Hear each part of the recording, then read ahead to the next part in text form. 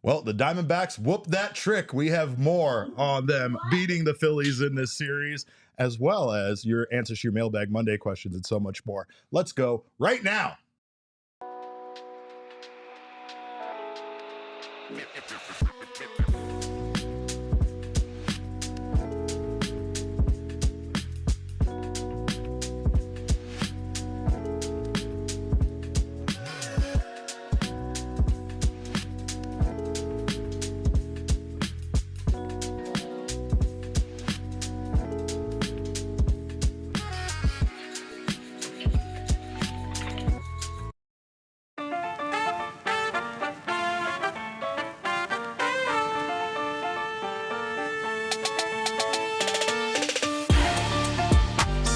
Happy Monday. Welcome into another edition of the PHNX D-Backs podcast right here on PHNX. My name, of course, is your mayor of PHNX, occasionally known as Derek Montilla. This man next to me is your vice mayor, my thunderstick, the one and only Jesse Friedman.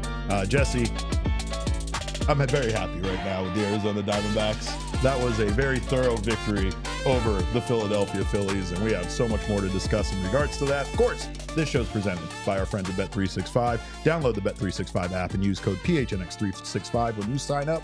Choose your offer and find out why it is never ordinary at Bet365. And of course, like I always say, it's never ordinary when you watch an Arizona Diamondbacks game. Not lately, especially in this series, because these games were all over the place. We did have the return of Merrill Kelly yesterday, and of course the Arizona Diamondbacks got the win, securing a 3-1 series victory over the Phillies. One day after beating the Phillies by a score of 11-1, again they whooped the Phillies again in the finale by a score of 12-5. What is this team doing right now? I don't know, Derek. If you have the best record in Major League Baseball, don't play the Diamondbacks because they will ruin that for you. Yeah, that's a great point. We talked about it going into the Guardians series, where the Guardians at that time had the best record in baseball. The Diamondbacks then swept the Guardians, and at the end of that series, the Guardians no longer had the best record in baseball. That honor was passed on to the Philadelphia Phillies, and then the Diamondbacks played the Philadelphia Phillies, and they take 3 out of 4, and now the Phillies no longer have the best record in baseball. Baltimore, New York, who wants some of this? Yeah, I guess the Rockies are next, and we're going in the other direction. Yeah, we're not playing. They do not have the best record in baseball. It'll be a bit of a different feel here the next few days, but just a very impressive series across the board for the Diamondbacks, especially. I mean, yesterday going against Christopher Sanchez, like I know he doesn't have the name cred that maybe Zach Wheeler or Aaron Nola do, but Sanchez was an all-star. I mean, this is a guy who's really had a strong season for the Phillies this year. And I mean, he got 14 outs and gave up 14 base runners. He allowed 12 hits to the Diamondbacks in 4 2/3 innings. And this was another game where the D-backs actually fell behind early. They were down 2-0 after the top of the first. They got 1 run back in the bottom of the first, and it kind of just felt like a matter of time before, this offense would do what it seems to do every single day at this point, which is put up, double-digit runs, or I think it was 18 hits in total on Sunday. Just another incredible performance from them, and another series win for the Diamondbacks. That's 8 in a row. I believe it has been 46 days since the Diamondbacks have lost a series. That happened back on June 27th against the Minnesota Twins. That was the finale of the last series they lost. This team is playing some really special baseball right now. Well, and of course, the series right before that was a series lost to the Phillies. So things have really changed in that time frame. Obviously, the Diamondbacks have been playing incredibly good baseball. There's talk in the chat about MLB Network and how they're ranking the Diamondbacks. You got to understand, like MLB Network, the .com, baseball websites, they're all going to consider the entire body of work here in regards to the power rankings for this season. And yes, there are teams still with better records, but I mean, if you want to do a power ranking of where teams are now, where they've been playing over the last 60 days almost, the Diamondbacks have to be up there as one of your top 5 teams in all of baseball. And of course, I say that based on the fact that over that stretch, they haven't just beaten teams like the teams that they have coming up. It's not like, oh yeah, they beat the Marlins and the Rockies, and they beat some other, teams that aren't really playing good baseball right now. No, in that time frame, they beat the 2 teams with the best record in baseball, and the Guardians and the Phillies. They beat the Dodgers. They beat the Padres. They have beaten good teams in this time frame. They beat the Royals that were playing really good baseball when they came in playing them, right? So it's like, this is a team that we talked about the tests ahead. We keep talking about the schedule ahead. They have taken on the challenge, and they have proven to be one of the best teams in baseball right now. Now they're getting back guys like Merrill Kelly, who came back yesterday and was absolutely, himself for this team. Of course, he didn't look great out of the gate, but that's kind of what we've come to know about Merrill Kelly. Sometimes he's going to be a little shaky. Sometimes he might be a little shaky early, but he did an excellent job of getting things on track. He had a stretch there of a whole lot of batters sat down in a row, and it was just Merrill the mainstay once again. Of course, he didn't have the longevity that that we've come to know out of him, but this is his first outing, so he's going to build on it, and he's going to get there. It's just great to see him back on the mound. Yeah. He, Tori described it as vintage Merrill. I'm not sure I 100% agree with that. There were a few more 1-0, 2-0, 3-0 counts than I think we're used to seeing from Merrill Kelly. What was very much normal for him was that, he's throwing 6 pitches and he's just keeping Phillies hitters off balance. He was able to bounce back, as you said, after that 2-run first inning. He retired 14 of the final 16 batters that he faced in the game. He only gave up 3 hits, and while he only had 2 strikeouts and I think it was 3 whiffs, he didn't generate much swing and miss at all. He really was keeping Phillies hitters off the barrel. That was legitimate. It wasn't, lasers hitting all over the place that were finding gloves. This was Merrill Kelly just really keeping Phillies hitters off balance, and limiting them to 3 hits in his entire outing. So it was 85 pitches. He went a little bit north of, I think, the pitch count the Diamondbacks were shooting for. Probably 75 to 80. Yeah, Tori had mentioned 75 to 80 earlier in the weekend. They stretched it a little bit to allow him to get through the 5th inning, which we know Merrill, we know how much innings mean to him. And he really wanted to get through that 5th inning. The D-backs, I guess, felt okay about allowing him to stretch a little bit beyond the pitch count that they'd set for him. But yeah, I mean, the biggest thing for me watching a starter coming back from injury is, does the stuff look similar? Is the velo way down? You're maybe expecting a little bit of rust, and I think there was some of that, but the arsenal looks pretty much just as effective as ever. And this Diamondbacks rotation, Derek, is finally whole. For the first time all season, the Diamondbacks actually have a fully healthy starting rotation. The group that we outlined from the beginning of the year. It'll be fun to watch what this group is able to do here over the final 2 months. And what's wild to me is that we had a brief moment where Zach Gallen went down in his outing in this series, and we didn't know what the prognosis was going to be there on Gallen. Like you said, much like yourself, I saw him have kind of a pain in his groin, and knowing that Gabby was pulled out for something similar, I immediately thought the worst. But then I also thought, well, the Diamondbacks still have 5 pretty good starting pitchers, and I mean, even if the Gallen has to go down for a short period of time, that almost solves the problem, if you will, that they have of too many pitchers right now. Like, I don't remember a time when they were so deep at starting pitching that you could literally be okay with potentially losing Zach Gallen because the starting rotation is still sufficient for you to get through the rest of the season, right? And it's not like that's something that you would want. I held my breath the whole time. I couldn't believe it, but there is a lot of that over the weekend. With Ketel Marte also, with Gallen. Lourdes Gurriel also left yesterday's game early with left hamstring tightness. He's just day to day. They didn't do any imaging. It sounds like he's going to be fine. And that was sort of another narrative of the weekend, was that the Diamondbacks had players leave games and they actually had pretty good injury news after the fact. That's not exactly a trend that we've seen this season. It feels like anytime someone exits a game, they're down for at least a few weeks. So some good injury news, some scary moments that wound up not being so scary. Ketel Marte, we've already seen the lineup for game 1 against the Rockies. Marte is back in there. So good news.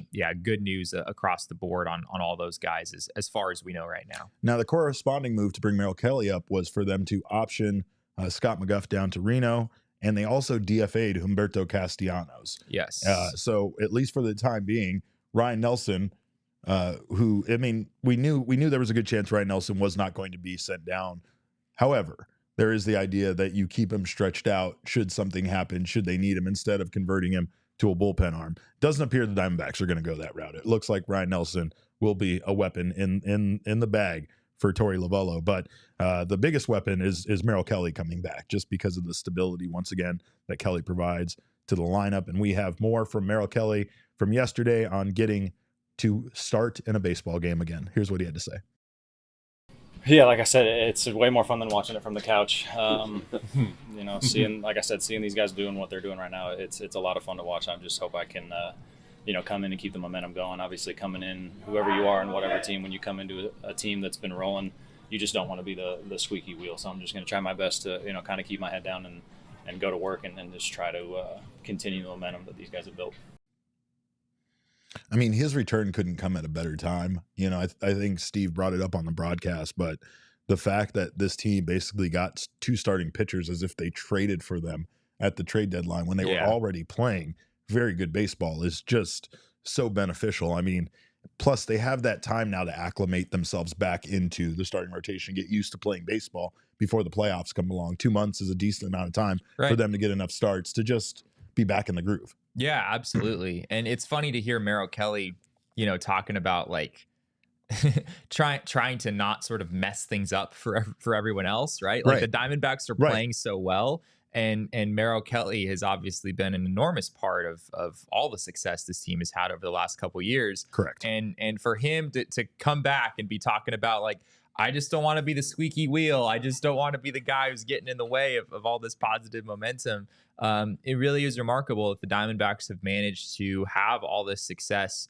over these past few weeks without Merrill up until yesterday, without Eduardo Rodriguez, and, Christian Walker and Gabriel Moreno have been down for a while. Ketel Marte did not play in yesterday's game, and the Diamondbacks had 18 hits. Like, just this team's ability to have guys step up and, in those spots where guys have gotten hurt, it's been really, really incredible to watch. If you go back and watch an episode of the show from late March, early April, we were probably like, how the hell are they going to do this without Merrill Kelly? How are they going to do this without the newly acquired Eduardo Rodriguez? Yeah. And the play right around that time definitely, echoed that question of how are they going to do this? But like Jesse said, guys stepped up. You had, and I think that's the thing about this is Torey gave a lot of different players opportunities, and there are some great stories from this year, and there's other guys that didn't make it. This team just kept chugging along, though. This team would not allow one player necessarily to hold them back. There was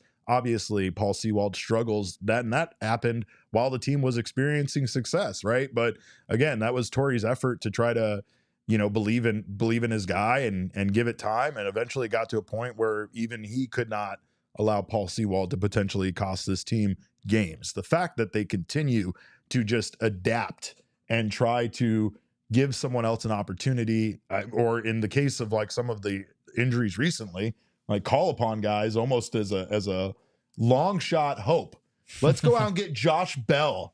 Let's go trade for Josh Bell because Christian Walker went down. Let's call up Adrian Del Castillo. Let's do all these things that sound so crazy. And you're like, this isn't going to work. And the next thing you know, Josh Bell's hitting the cover off the ball, and ADC has become a legend in 3 baseball games, right? The man, had his first home run as a walk-off in this series against one of the best teams in baseball. Like, this team has just been, it's been so impressive, and again, Merrill is just another weapon in that. Merrill coming back only makes this team better, but I can understand his sentiment there. Like, you don't want to mess up a thing that's going well. And like, honestly, we kind of even said that when those guys were returning, like, hopefully they can be what we think they can be, as long as they can be the versions of themselves we know from past seasons. There's no way that they're going to hurt this team in any way by returning. Yeah, a few more notes from the weekend. Adrian Del Castillo, I mean, what do you say? He's played 3 games. He has 7 hits. He's the first player in Diamondbacks history with 7 hits in his first 3 career games. As you mentioned, of course, the walk-off on Friday was insane. Magic. What a way to hit your first big league homer. He continues to be outstanding. Granted, only 3 games, but this has been pretty wild so far.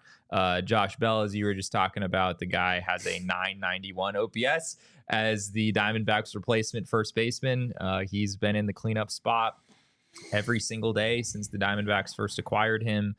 He had 5 hits over the weekend, and honestly, it didn't even feel that noticeable. Like, Josh Bell just going out there and having 1 or 2 hits every game, just sort of what you expect at this point, I guess.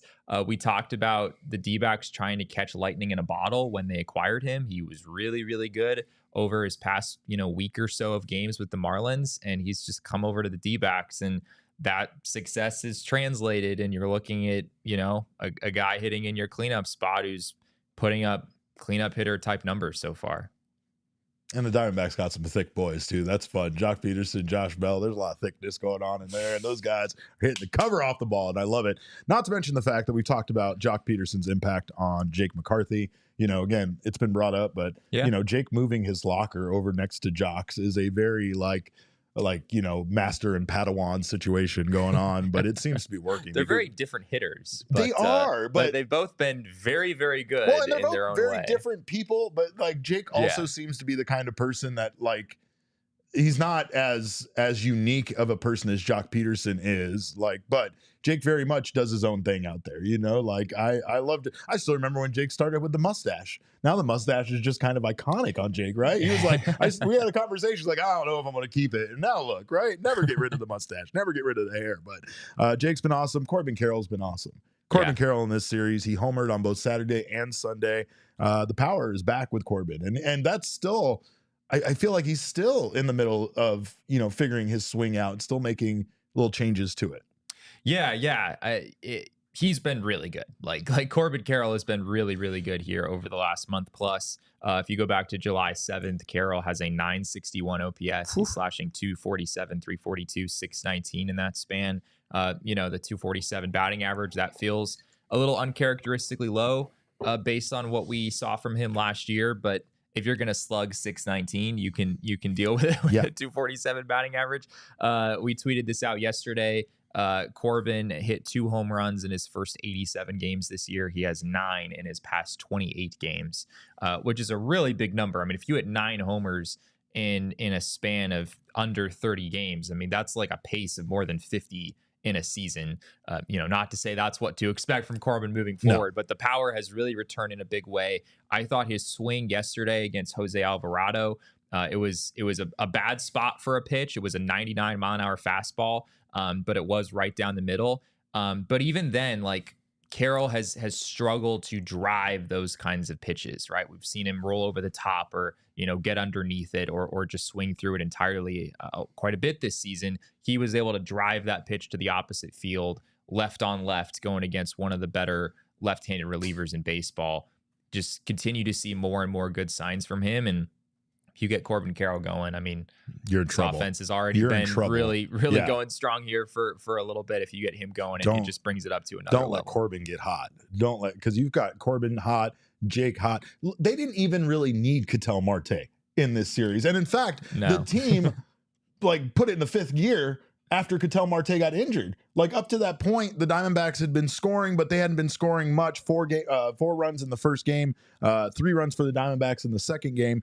But from the minute that Ketel left the game there in game 3, right? That was when he got rolled over by Garrett Stubbs. Yeah, that's a great point. The Diamondbacks literally scored 20 runs in a game and a half from that point going forward. Because I believe think it was, they only had 2 runs, I believe, when Ketel was removed from the game. Right. So they ended with 11. So they scored 21 runs. They scored 21 runs in 12 innings of offense after Ketel got hurt. They were like, how dare you injure our MVP? Ironic, considering the Phillies team cheerleader is he's supposed to be the energy guy, pick the boys up and stuff, and then he just injected lifeblood into the Diamondbacks. We had to remove this man from the podcast when that thing happened because Damon. They knew I couldn't control myself. No filter. Damon wanted the link to the StreamYard. I might have lost my job. He was it was going to be a one shot on him the whole time, screaming obscenities. And here's another thing. Here's another thing, you fucking Philly fanatic. Anyway, the Diamondbacks offense, of course, they were incredible in this series, and especially after game 2. Of course, we'll take a look here at the count here shortly, but we did have more from Merrill Kelly on his injury, and if it took longer for him to return than he expected, because I know it took longer, I think, than a lot of fans expected. Here's what he had to say. I think the initial, when I first went down in San Fran, I think the initial feeling and the energy that was around how my shoulder felt. I think it was a little bit of a shock at that point that it was going to take as long as it did. But after we got the MRIs and we kind of talked to the doctors, this was kind of where I set my mind. I knew it was going to be a long road. I knew we had a lot of healing to do. So standing where we are now, it feels fast. It feels like it went by fast, probably in the middle of that. It was moving a little slow, but I just really tried to take that time to be productive. I didn't want to go backwards and just kind of, coast through it. I wanted to make sure that my time in there was well spent, and we got some stuff done to get back to here. All right. Well, of course, TJ in the chat says anyone who thinks Stubbs' slide was dirty never played baseball. Do you wanna have an opinion about that, there, Damon? I mean, it's fine. I was just saying when he sent that comment in that there's two options here. It was either a dirty slide, or I guess just not a clean slide, or Garrett Stubbs is so bad and has reached second base such a little amount of times in his MLB career that he doesn't know how to slide into the bag. Yeah. If you want to pick option 2, that's fine. Doesn't necessarily make it a good thing either. I'm sorry. I knew he was going to do that, and I still did it anyway. Well, unleash the dogs, Derek. I'll tell you this. Let me off my leash. This was Elise says it best. It was reckless. That's the right word. And I mean, it was almost like he was trying to break up a double play when there's no one else on base. But it is what it is. The Diamondbacks scored 7 runs on 12 hits against Sanchez there on Sunday. And of course, they scored 4 runs on 9 hits against Nola. So they did the thing against starting pitching in the series. Yeah, it just feels like no matter who's starting for the opposing team, the D-backs have a chance to really do some damage, right? I know Zach Wheeler still pitched pretty well in his start over the weekend, 6 innings, 2 runs. D-backs did have 7 hits off him, but they struggled to push across runs in a few spots there. But yeah, I mean, this offense, it feels like it just doesn't matter who's on the mound on a given day. Ironically, you could make a pretty strong case that Colby Allard actually had the best start. He did for any Phillies pitcher. I don't know if there's an argument about that. I mean, Wheeler. It was only 5 innings, but it was runs. only 1 run. Yeah. So yeah, I think Allard probably did have the best start in the series. A few other tidbits here from a story that I put out last night with some takeaways from the series, just on the offense, Derek. The Diamondbacks have an 879 OPS as a team over their last 35 games. There are only 14 qualified hitters in baseball who have an OPS higher than that. And that's what the Diamondbacks have done as a team since the start of July. My God. Did a few searches over on StatHead. That is the highest OPS the Diamondbacks have ever had in a 35-game span in franchise history. It just barely beat out an 874 OPS stretch that they had back in 1999. 99. It's been 25 years, but you also have to consider in 1999, the league-wide OPS was 778, whereas this year it's 713. Offense has dropped considerably across baseball in the last 25 we've heard years. That quite a bit. Right. So all that to say, I mean, an 879 OPS in 2024 is far more impressive than an 874 would have been back in 99. Sure is. So yeah, you're talking about an offense right now that is on another level than any Diamondbacks offense we've seen in the history of the franchise. And that's not really something I expected going into this season, Derek. Like I definitely thought the D-backs could have an above average offense, that it could be a strength for this group. Yep. But I mean, they have 624 runs as a team. That is the highest number in all of baseball. The New York Yankees are second, and they're 10 runs behind. Like the Diamondbacks just continue to score insane amounts of runs. And it's just with how well-rounded this team is, right? Like there just aren't any weak spots in this lineup, and you're seeing that pay dividends on a day-to-day basis. Over the course of the season, this team came together, and the additions that they made during the offseason, we knew they shored up some of their weaknesses. We knew during, when they were playing as well as they did and they were getting down to the trade deadline, there wasn't really a need to make any big moves because this team was fairly set. They were fairly deep. The bullpen was the one area that they needed to address. They did address that.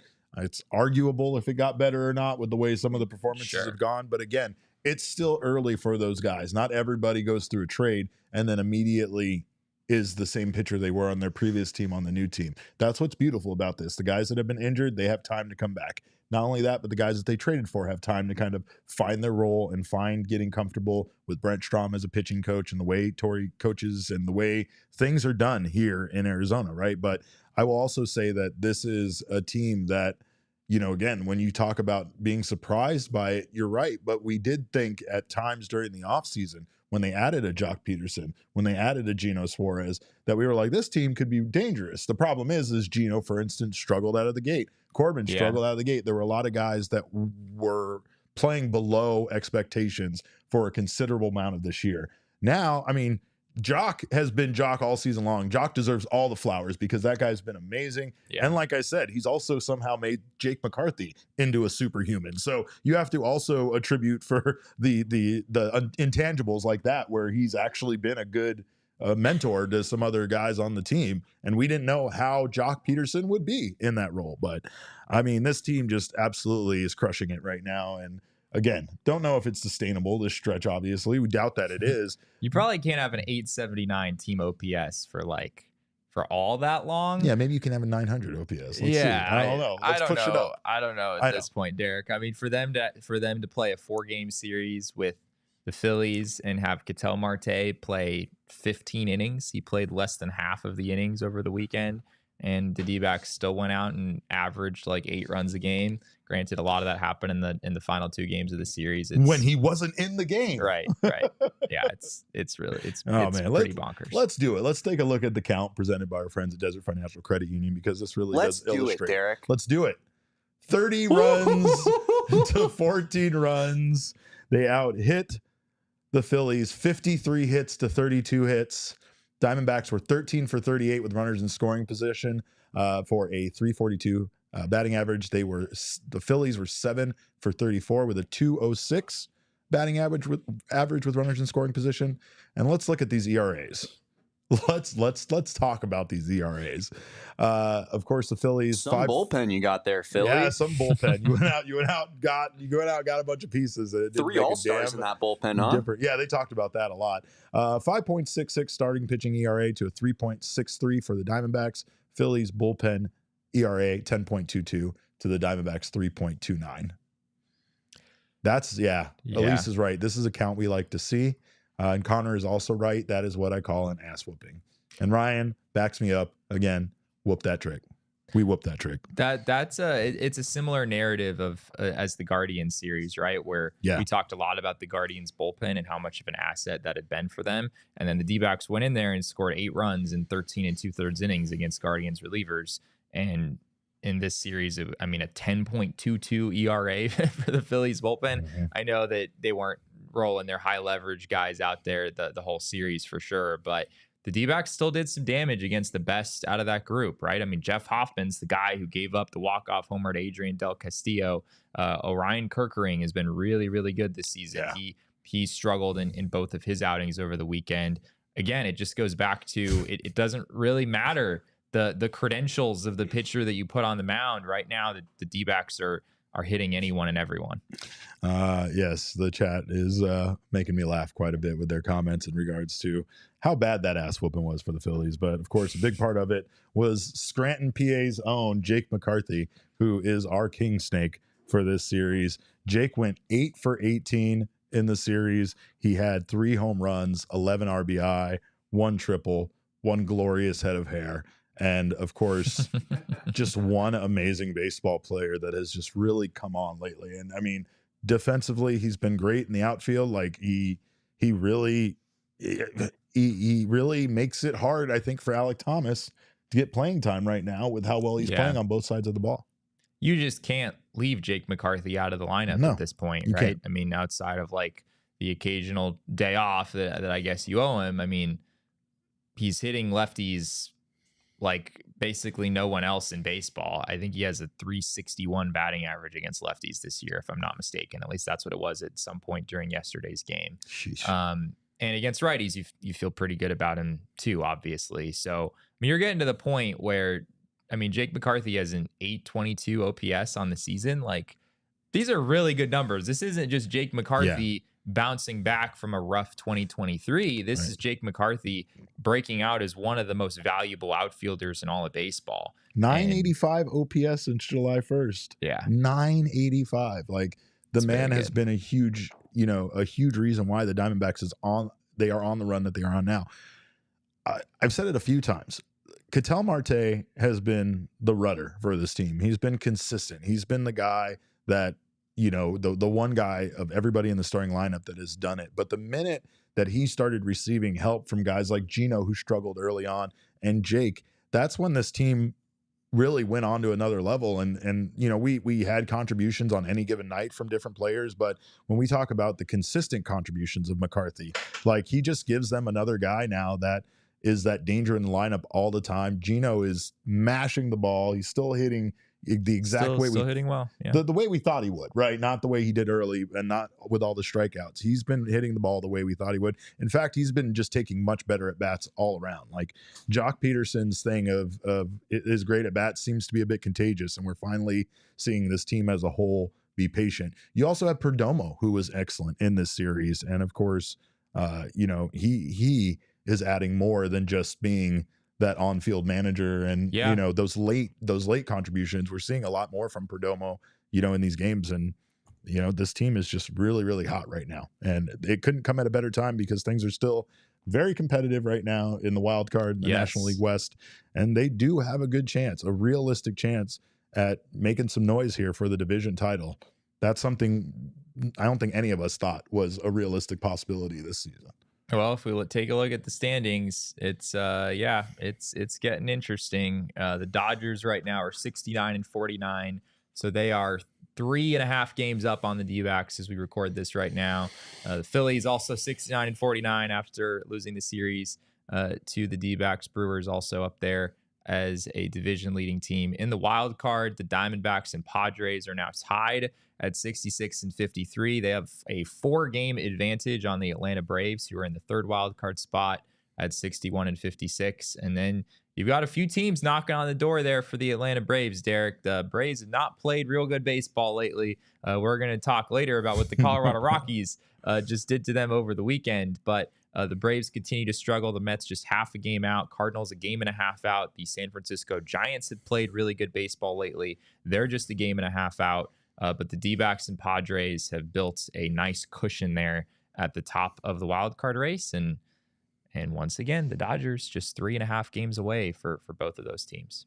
It's exciting. It's an exciting time to be a Snakes fan for sure. Of course, we thank you guys so much for being here in the PHNX Sports YouTube channel. If you haven't subscribed to the channel yet, do so now. Sign up for notifications. That way you don't miss whenever our shows go live. Do that for you. And then for my self-esteem, hit that like button. Drop us a like. Of course, Jesse, his self-esteem is so incredibly solid that it's fine. He's like I think Teflon. very highly of myself. Yeah, he really Derek, does. so. Like the likes are meaningless to him. To me, they mean so much. So hit that like button. Of course, if you're listening on the audio podcasting side, make sure you subscribe on your favorite audio podcasting app.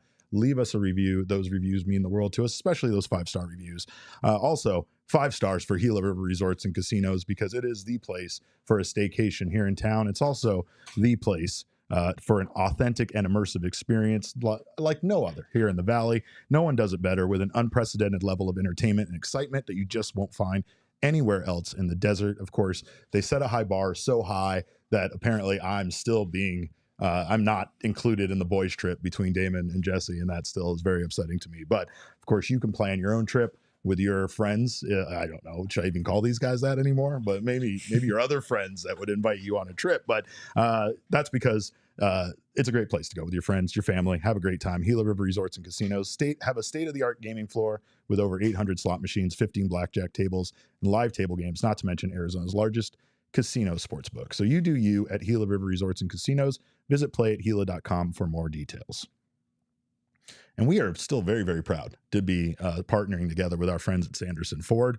I am not going to sing the jingle, even though I am dressed like Espo today and kind of look like Espo today, but I'm not singing the jingle. But I will tell you that Sanderson Ford has an amazing facility over there that we visited, a 65-acre facility that makes them the largest Ford dealership in the nation. And of course, they sell more Fords than anyone in the nation. So if you're looking for a new vehicle, make sure to check out Sanderson Ford. It is America's most awarded Ford dealership for customer satisfaction. And that might just be because of that Starliner diner they have over there, where you can go get yourself an amazing bacon cheeseburger while you're waiting either for your new car to be ready or maybe service on your vehicle if you need to have that done.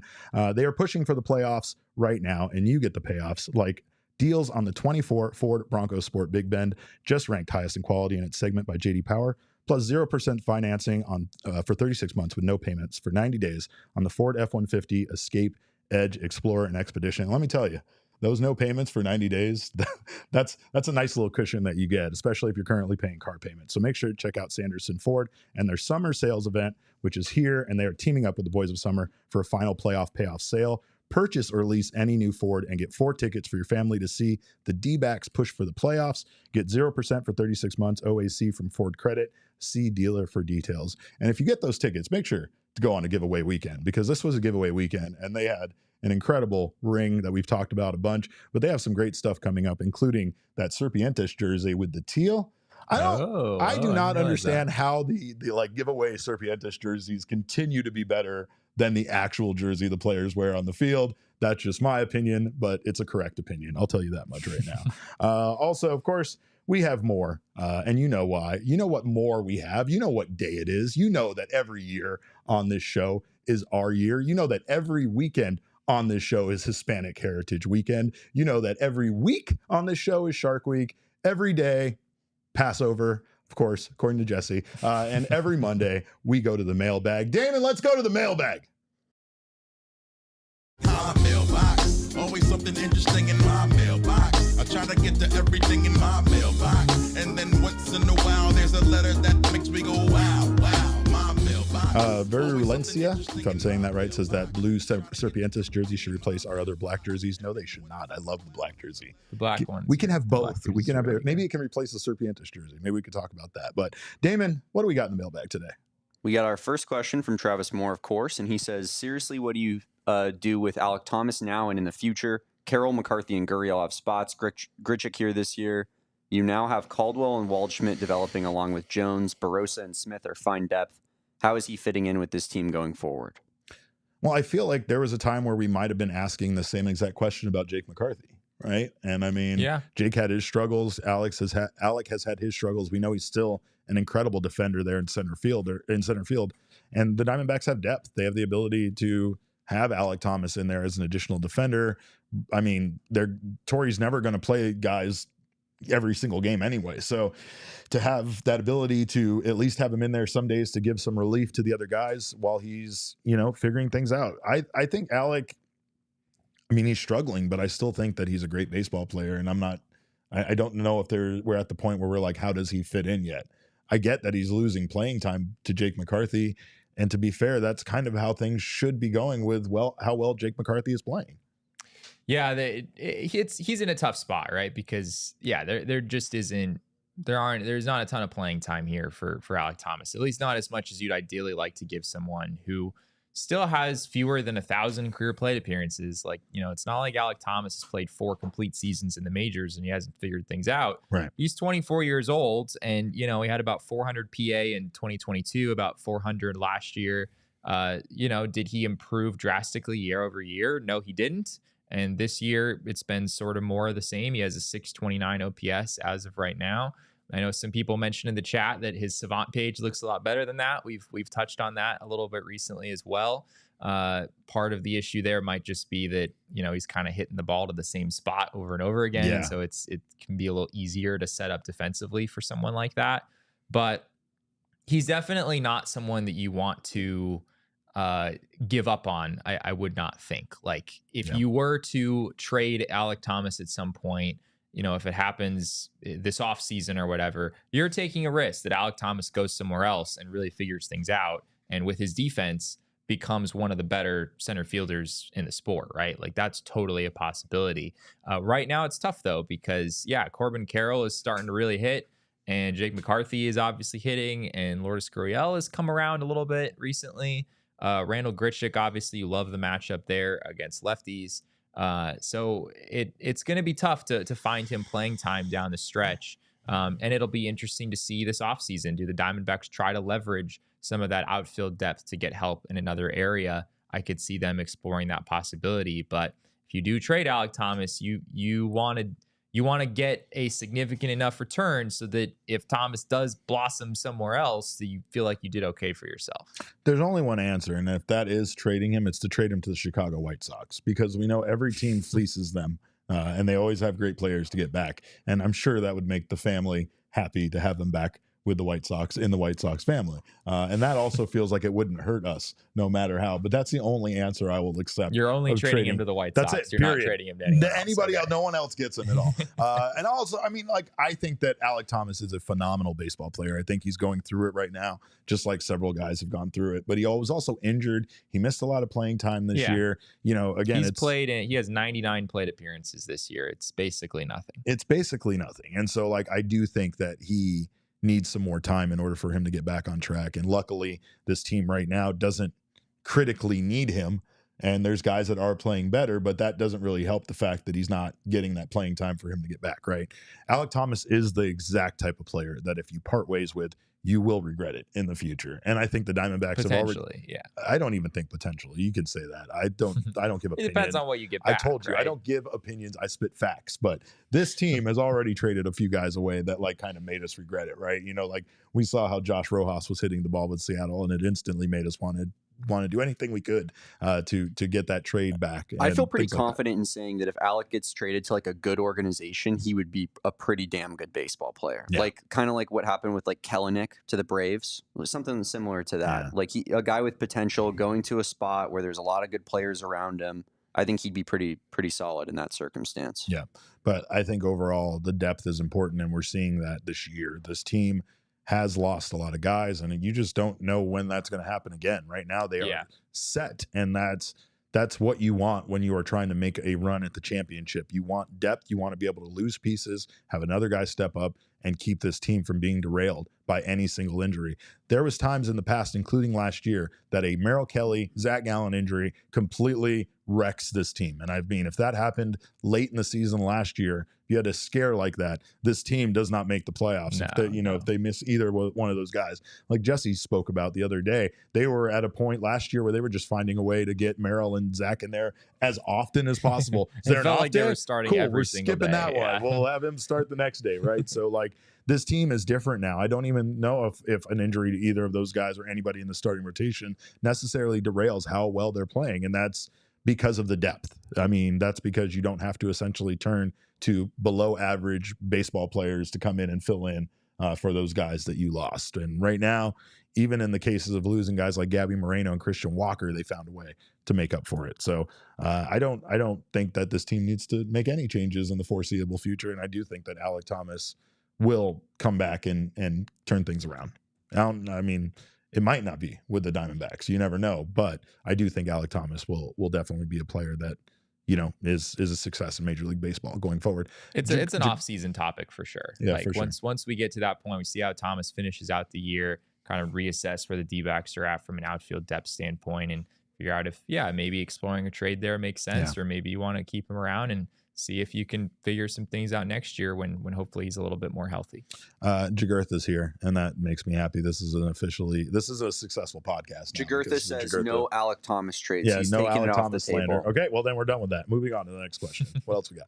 Next question comes from D-backs Do Kaus. The Kaus, yes. What do you guys think that Lovullo will do about the rotation now that everyone is getting healthy? 6-man rotation seems improbable.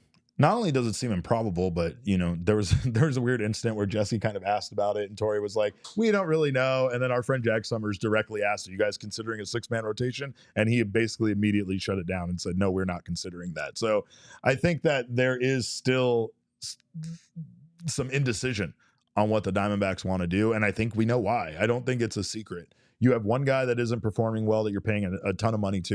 You have another guy that is performing well that would be the obvious answer as far as being the odd man out, and he is kind of pitching too well to be the odd man out right now. So what do you do when you're paying one guy $25 million and then another younger player in basically his second season is basically shoving, and you want him in there as much as possible as well? Yeah, we'll hopefully get like official clarification on this today in Torey's pregame presser, but it sure looks to me like the Diamondbacks are moving Ryan Nelson to the bullpen. Jordan Montgomery is listed as the probable starter for Wednesday, so we Correct. pretty much already know that Montgomery is staying in the rotation.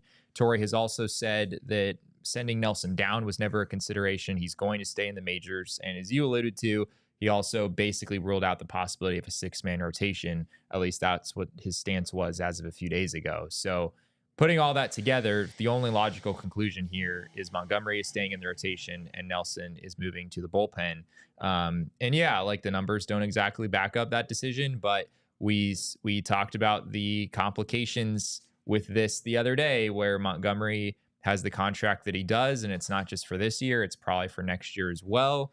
And if you're the D-backs, you probably want to see Montgomery pitch for you next season and not have a full spring training and a more normal buildup with somebody else. Yeah. You want to reap the rewards of that yourself. Return to form with them. Yeah, I think it's possible that could happen. So at the same time, I guess it's a risk the D-backs doing this, because if you have Ryan Nelson in the bullpen for a few weeks, then if God forbid someone in the rotation goes down, it might be a little tricky to move him back into that spot. Right.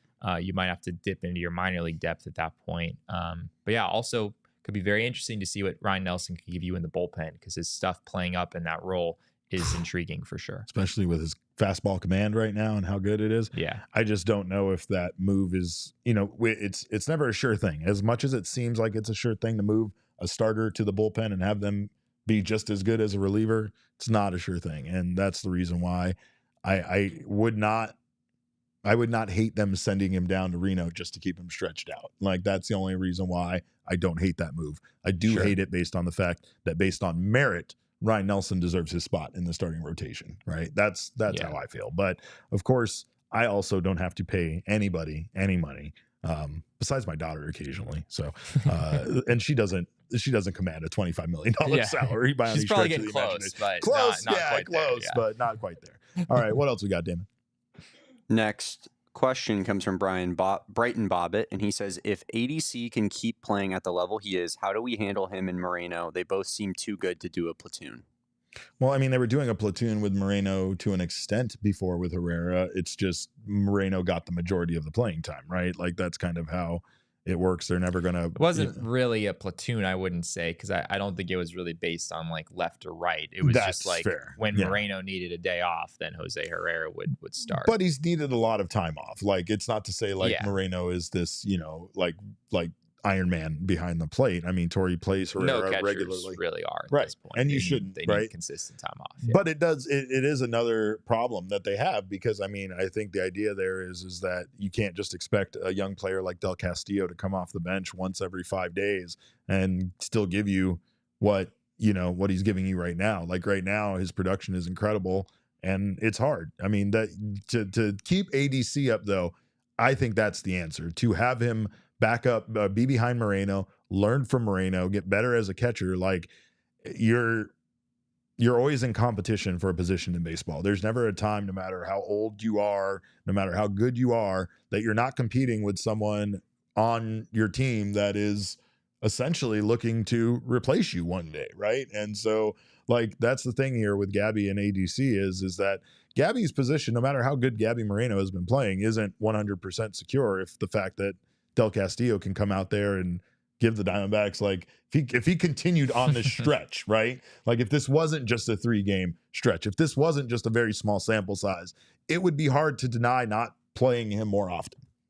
Yeah, that's interesting. I mean, again, like, I feel we have to preface this with the fact that it's been 3 games for Adrian Del Castillo. Right, like, we don't want to go too far with, oh my gosh. I absolutely go too far.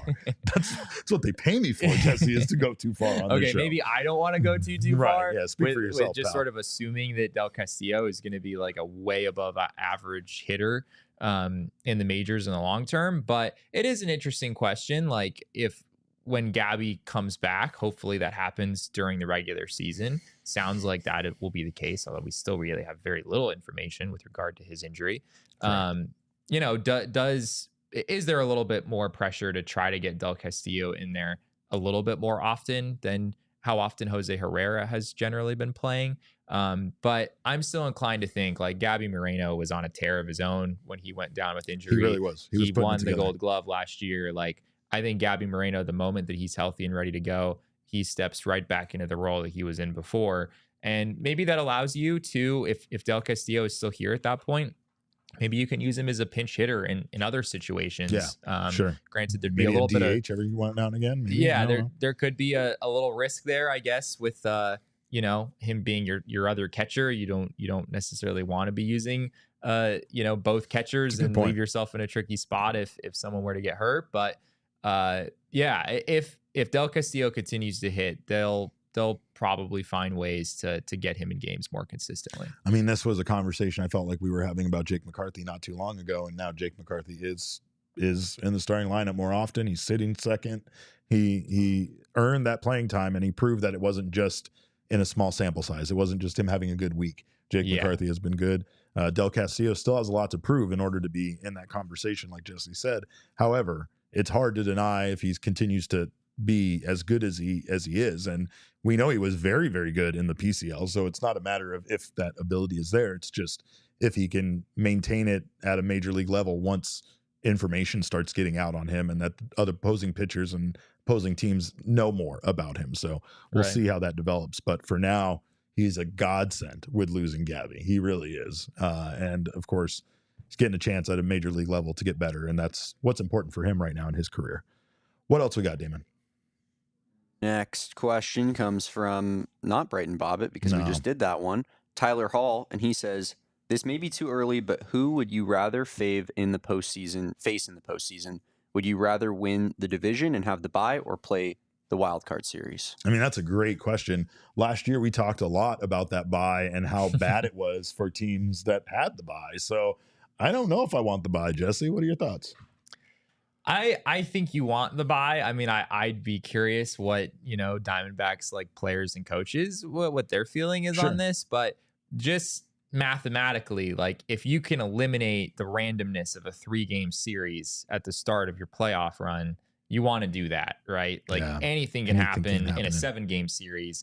Truly anything can happen in a 3-game series, right? Wrong. Regardless of where that series is played. So yeah, if I'm the D-backs, I probably want to just shoot for the best record I can possibly have and try to win the NL West.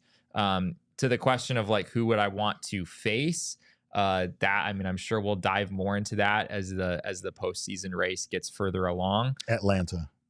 Yeah, the Braves are struggling right now. It feels like you want nothing to do with the Padres in a short series, given how well they've played lately. And we end the season against them as well. So it would be really interesting if you end the season on a 3-game series against the Padres and then have to essentially play another 3-game series against them in order to determine who moves on in the playoffs. But the Padres they play the D-backs to finish the season. They play the Dodgers before that. Those are the last 2 series that the Padres play in 2024. So things are going to be probably pretty fun, pretty crazy that last week of the season. Can't wait. What else we got there, Damon? Next question comes from Aaron Hughes, our sweet baby boy, and he says, "If you were to go out to dinner with some of the Diamondbacks starting 9, where would they take you? Feel free to interpret." This is a you question, Derek. It's definitely a me question. All right, we got Christian Walker's taking you to a nice steakhouse, right? Yeah. I think that's kind of Bourbon obvious. and Bones. Bourbon and Bones? Well, that's just because it has bourbon in the title. But yeah, that's 100% likely. I'm thinking, I don't know. Like maybe I'm making him a little too pretentious. Like I would say like barbecue joint, like Little Miss Barbecue or something like that. But I feel like they don't have enough liquor there for you to sufficiently have a good evening. So probably, like again, like a nice steakhouse. The boys, where are the fellas taking you? Like, are we going somewhere? Are we going to Bad Jimmy's with like the Happy Jewelers crew? Dre, Corbin, Alek, and Jake McCarthy, right? That would be that's a Bad Jimmy's trip for cheeseburgers, overpriced cheeseburgers, as Jesse would call it. Yeah, yes, I would. No slam on most burgers in downtown are too expensive for Jesse, to be fair. Corbin had his little Rookie of the Year party at Bacanora. I'm thinking, I'm thinking that might be decent. That's a good spot. I've seen Zach Gallen wear Bacanora shirts around the ballpark. That's amazing. I'm pretty sure.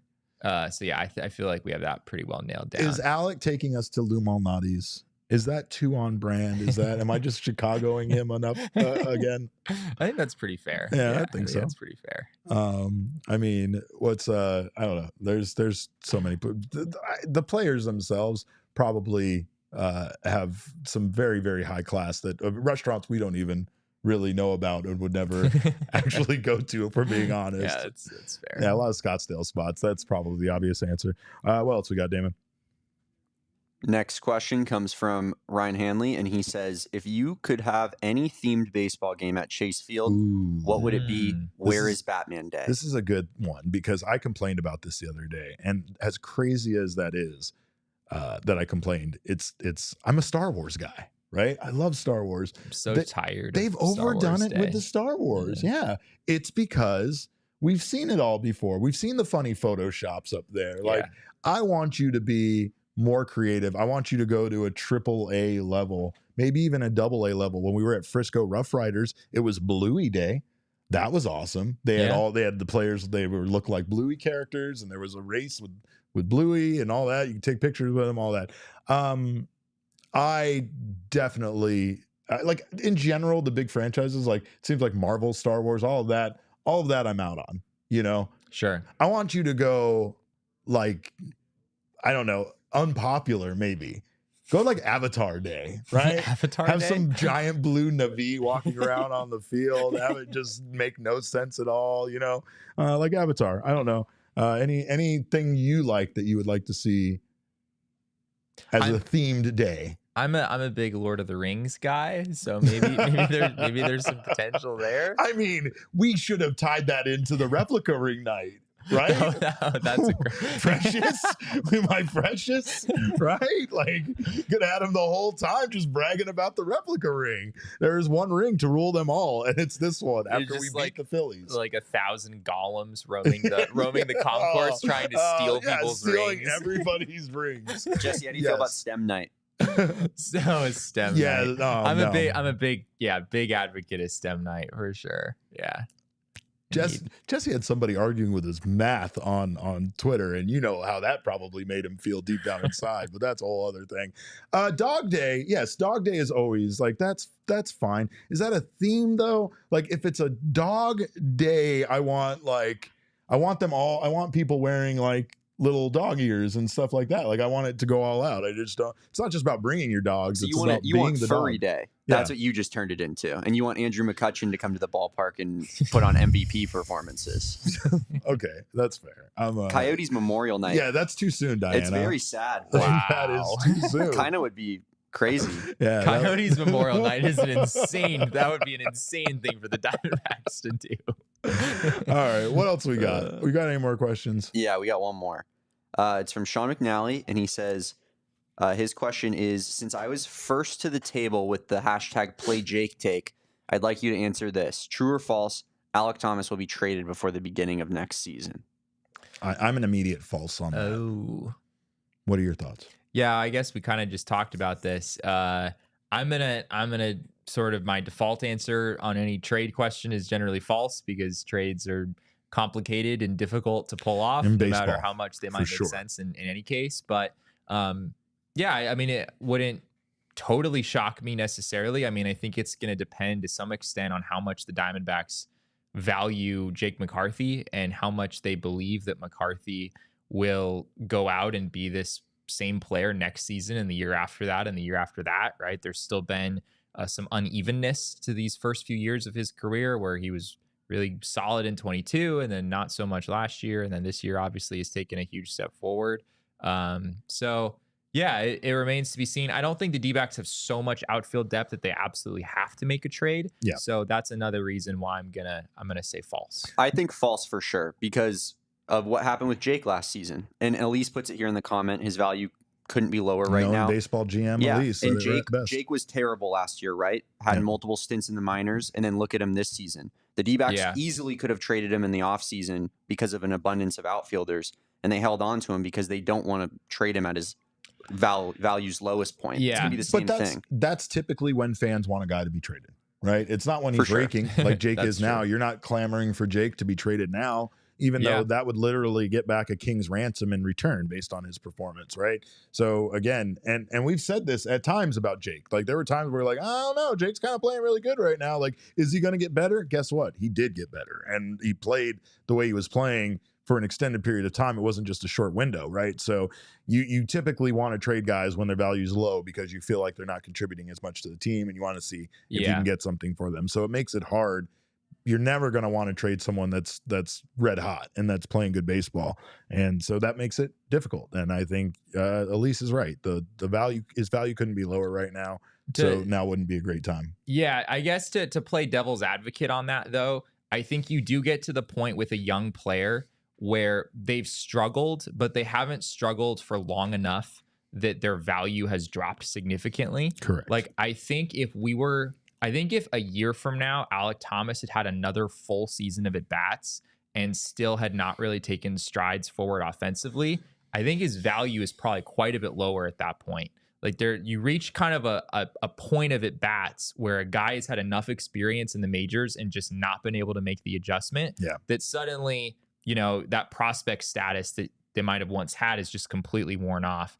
Right now, I still think Alek Thomas is new enough to the big leagues that teams around the league could still be like, oh, we think we can turn this guy's career around. We're still very interested in a player who was one of the top prospects in baseball just a few years ago. So that's another thing to keep in mind. But again, I'm going to kind of default to false on this. Well, we thank you guys for your questions. And of course, it's never great to try to trade a player when their value's lower, that price is lower. But if you want to lower your price on your mobile coverage, you should check out Mint Mobile. That one's for you, Ryan. Of course, say bye-bye to your overpriced wireless plan and your jaw-dropping monthly bills and unexpected overage is with Mint Mobile. Mint Mobile will just charge you $15 a month for the first 3 months.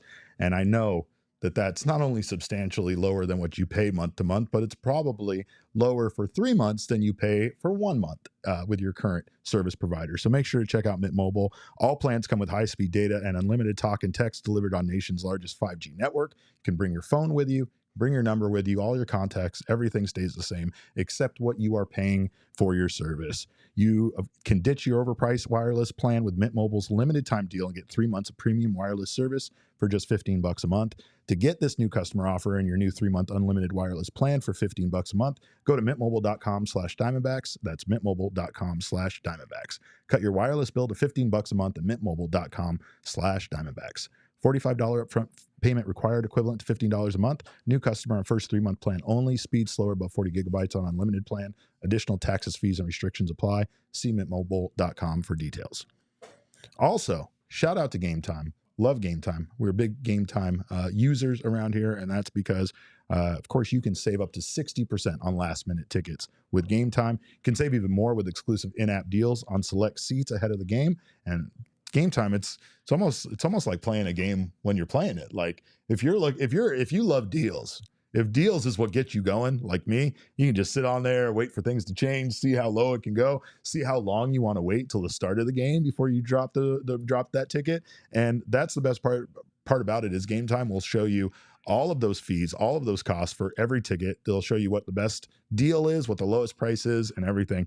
They'll also have their all-in pricing feature, which will show you the total up front with no surprise fees at checkout. So make sure to check out Game Time. Take the guesswork out of buying tickets with Game Time. Download the app, create an account, and use code PHNX for $20 off your first purchase.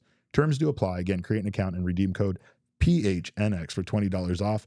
Download Game Time today. Last-minute tickets, lowest price guaranteed.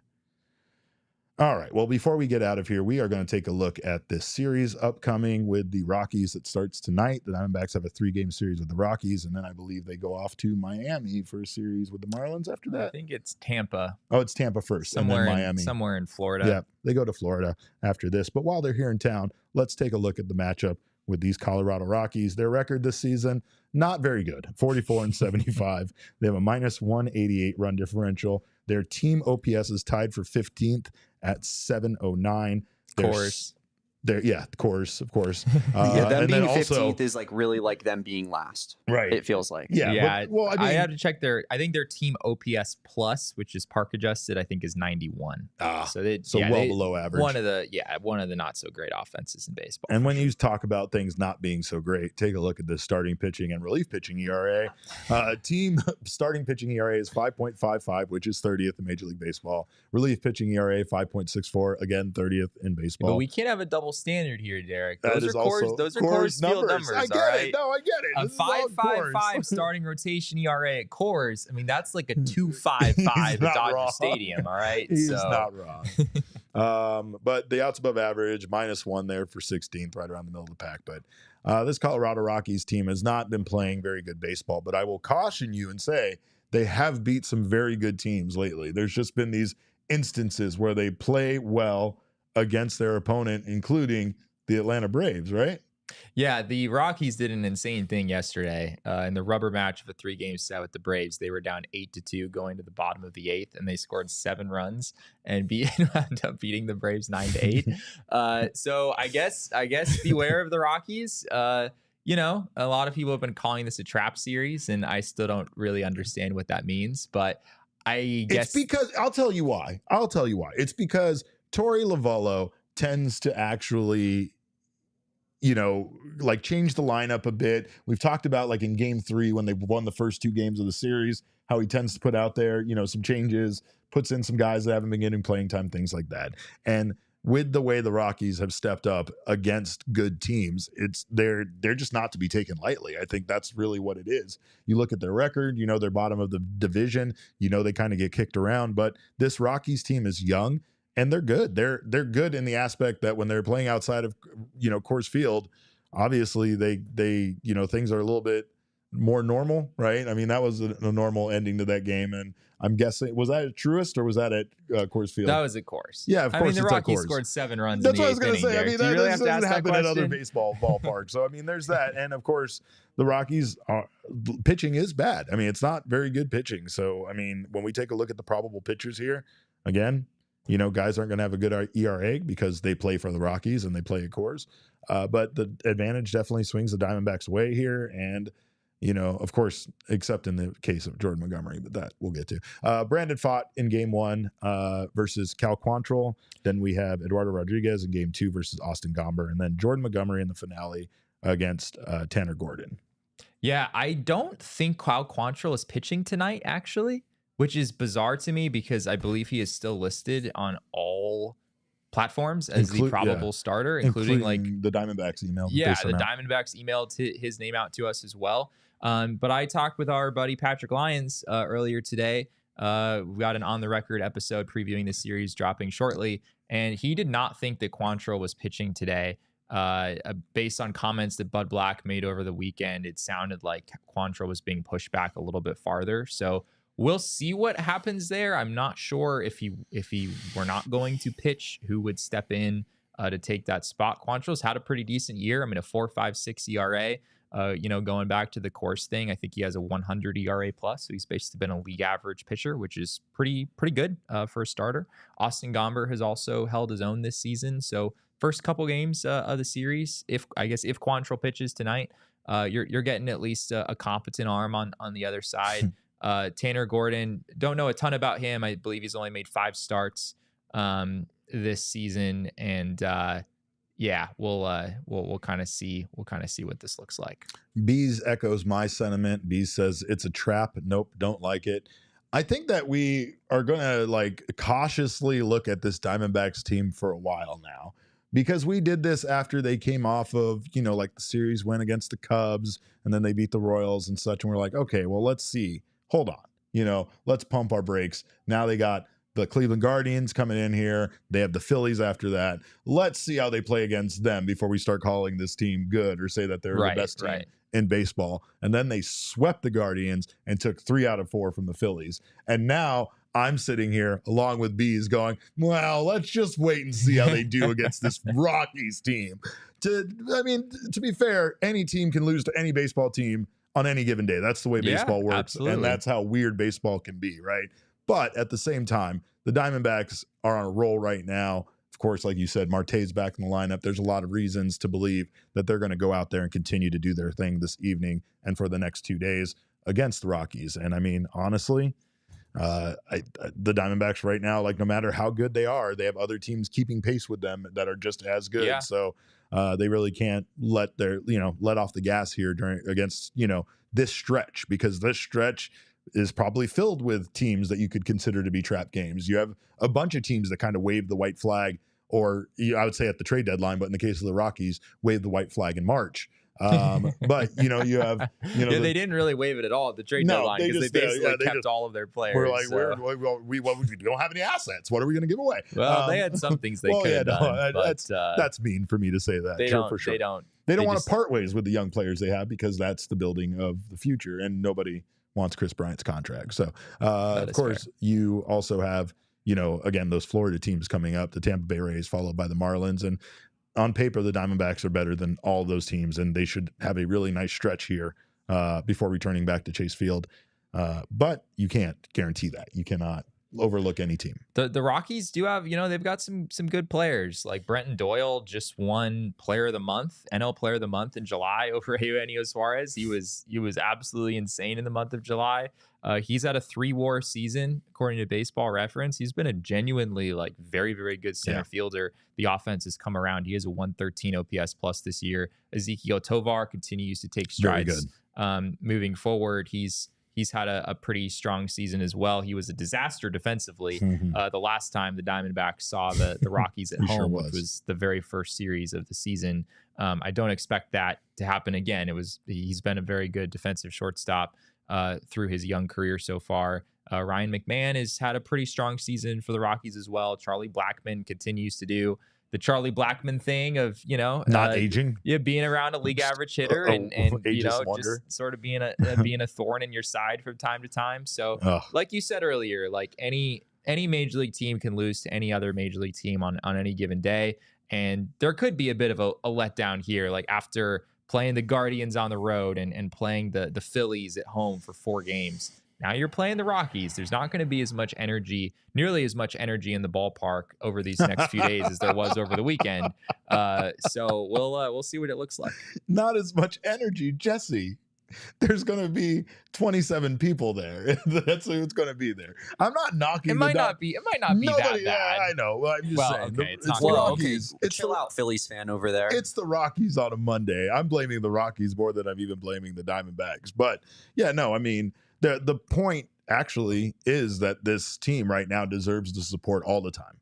Not just when there's a giveaway item, not just when there's a marquee matchup in town. Yeah. They deserve the support while they're playing teams like the Rockies, because they are so damn good right now. And, they love it. The boys love it. The boys love when the fans come out. That's something that we constantly hear from the team. And I mean, as crazy as it is for any Major League Baseball team to have to say that, you just get the feeling that, we see it. We know Chase Field can be empty. Oh God, this guy. Look at you guys are twinning today. I don't know how I feel about this. This is weird, but it's because we're fucking dangerous. A connected PHNX is dangerous. I suppose knocking stuff down back here. But go out and see the Diamondbacks play the Rockies. They need your support, and of course, this team, red hot, best team in baseball right now. And I'm not even saying that with hyperbole. They really are the best team in baseball right now. We're gonna do our power rankings on Thursday. So. Diamondbacks number 1. I'm not letting them get away with anything else. I had a feeling something like that was going to happen. We're going to make that happen. We'll figure it out. We'll figure it out. But in the meantime, you can follow us on Twitter. I am at @cap_caveman with a K. Of course, this maniac next to me is at Jesse N. Friedman. The people's producer, Damon, is at Damon Dog. Of course, we are Damon's dogs. Bark. Show is at PHNX_DBacks, but all roads lead to at PHNX_sports on Twitter, Instagram, and Facebook. We will see you guys back here tomorrow for another post-game show after Game 2 of this series with the Rockies. Until then, behave yourselves, have a wonderful evening, and remember, kids, baseball is fun, but it's so much more fun when you don't take these teams with sub-500 records lightly. We all silly like the mayor.